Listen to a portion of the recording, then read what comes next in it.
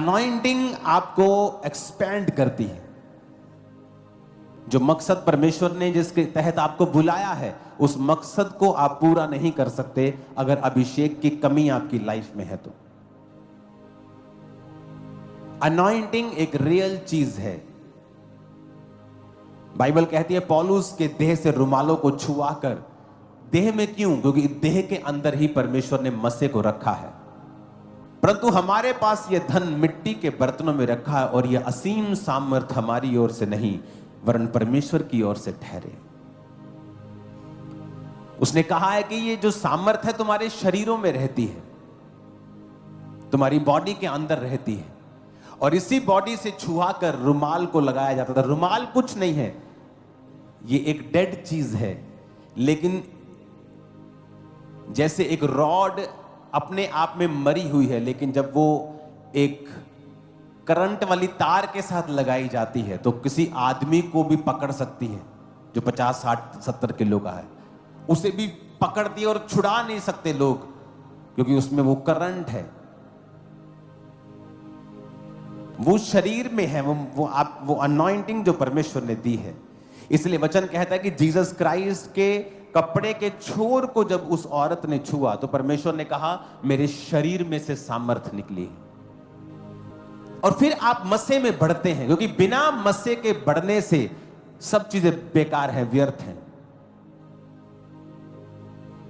Anointing आपको उन जगहों पे लेके जाती है जहां आप काबिल नहीं थे। यूसुफ काबिल नहीं था प्रधानमंत्री की कुर्सी के, लेकिन अनॉइंटिंग, वो गिफ्ट्स उसे लेके गए। वचन कहता है कि वरदान रास्ते खोल देते हैं। पौलुस कहता मैं आऊंगा और एक वरदान तुम पर मैं ले हैंड से डाल दूंगा ताकि तुम स्थिर हो जाओ। वरदान तुम्हें स्थिर करते हैं। वरदानों के द्वारा सेवकाइयां स्थिर होती हैं, जिंदगियां स्थिर होती हैं। वचन हमें संभाल के रखता है। बहुत से लोग हैं जिन्होंने वरदानों को पाया और फिर वरदानों को बेचना शुरू कर दिया, ले हैंड को बेचना शुरू कर दिया।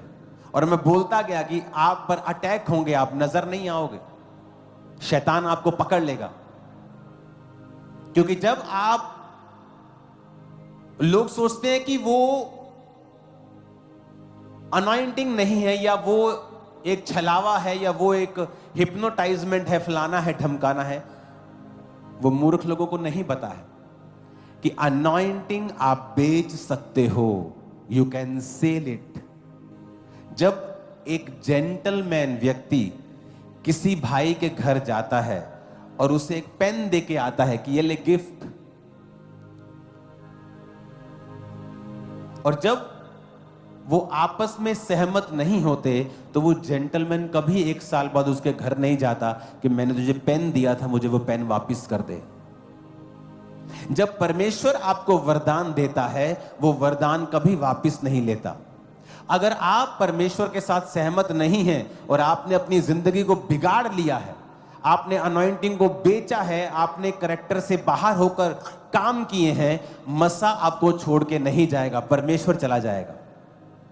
और ये चीज आपको डिसीव करेगी, आपको धोखा देगी, क्योंकि आपको अभी भी ये लगेगा कि मैं प्रार्थना कर रहा हूं और लोग चंगे हो रहे हैं, इसका मतलब परमेश्वर मेरे साथ है।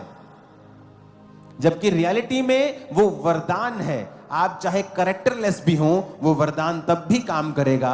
और जब अटैक होगा, परमेश्वर आपके संग नहीं होगा, फिर आपके संग नहीं होगा, क्योंकि आप परमेश्वर की प्रेजेंस से हट गए। वरदान अब भी काम कर रहा होगा। और ये इंपॉर्टेंट होता है कि जब आप परमेश्वर के अभिषेक को पाएं, अपनी लाइफ की प्योरिटी को बना के रखें, क्योंकि जब आपके ऊपर वरदान होगा, शैतान अटैक भी आप पर ज्यादा करेगा। लेकिन ये अनॉइंटिंग है जो आपको एक्स्ट्रा ऑर्डिनरी जगहों पे लेके जाती है। रिजल्ट आपके एक्स्ट्रा ऑर्डिनरी होते हैं। ये मसा है परमेश्वर का जो आपको एक्स्ट्रा ऑर्डिनरी रिजल्ट देता है। अनॉइंटिंग से सब पॉसिबल है। क्या है आपकी मुश्किल? अनॉइंटिंग से वो पॉसिबल है हल होना। मैंने अपने स्पिरिचुअल फादर से कहा मेरे पास जगह नहीं है, 2011 में की बात है।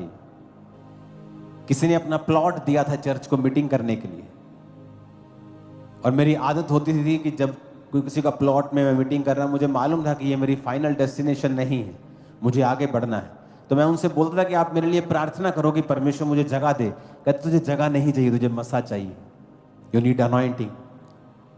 जब मसा तेरे पास आएगा सब चीजें आ जाएंगी। कई बार मैंने पास्टर्स को देखा है, मुझे जगह चाहिए, मुझे मकान चाहिए, मेरी प्रॉब्लम ठीक हो जाएगी, मुझे ये वाली चीज मिल जाए तो मेरी प्रॉब्लम।